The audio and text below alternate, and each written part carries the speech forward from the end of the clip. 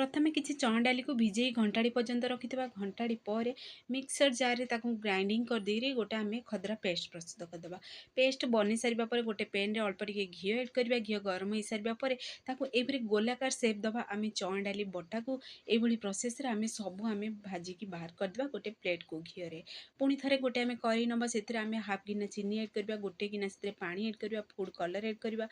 Flavour पे अळीच add करी तिके आमे सिरा बनिबा को दबा। पुणी सेति भितर देखंतु आमे जो चଣା डाली रो बरा बनेइथिले ताकू आमे मिक्सर रे ग्राइंडिंग करी गोटे आमे देखंतु एई भली प्रोसेस रे गोटे खदरा गोटे पाउडर बनेइदबा। बनि सारिबा परे सिरा रे ताकू ऐड करदबा। फाइनली प्रोसेस लास्ट अल्प टिके काजू ऐड करबा।